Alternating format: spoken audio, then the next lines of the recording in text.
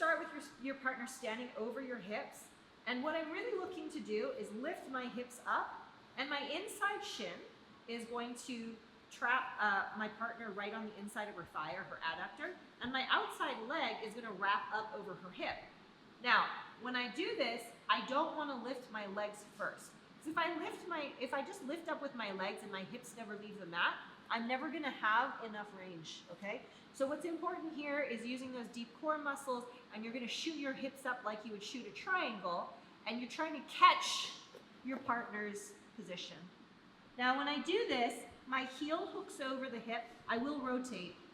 Actually, as a side note, I think I would like to invent a lazy Susan for jiu-jitsu demonstration purposes so you can all see the position. But your heel hooks over the pelvic bone. Your toes should be flexed, pointing out. For reference, I like to think about the middle of my foot being dissected by my partner's hip, okay? The inside, I want to have some tension, so that means my shin should be pushing into her thigh a little bit, and my back toes should be wrapped around her butt cheek. So this should almost be like a seat. Some people will play with it up here, some people will play with it on the other side, but I like to wrap it around the same leg. My knees are pinched tight, and the orientation should be towards my chest, my inside knee, my inside shoulder, and my knees are kind of level with her knee. If you notice, I'm rather square, and I'm not leaning on her, okay? So this is something I talk about, like, we don't want to be codependent in life, and we don't want to be codependent in jiu-jitsu. Codependence in jiu-jitsu looks like this. Okay, I'm not engaging my core, and I'm using her leg to hold me up. This is what I don't want you to do. This is very common if you're new to the position or you haven't quite learned how to handle it. You need to engage your core, so you need to do this by pulling your back foot and your knees together, and you pull everything in towards your inside shoulder. Okay, you rotate the other side.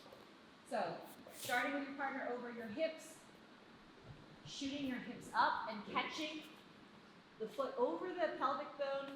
The back leg is going to come underneath your partner's butt cheek, and you're looking to pinch your knees together. So don't keep your knees wide apart. When you squeeze your legs together, you should feel like a boa constrictor around your partner's leg. My outside hand is trapping my hamstring. Yes, there are variations where you grab the ankle. I'm not saying this is wrong, but for today's purposes, grab your hamstring. Your left hand or your inside hand is left to defend, okay? If you are a beginner, please just focus on getting up into this position and try it. If you're a little bit more advanced, you can drop it and swing up to the other side, okay? And stay at this right here. What you ultimately want to be able to do is have some fluency so that your core is able to hold you up in the position side to side, okay? Let's give that a go. 1, 2, 3.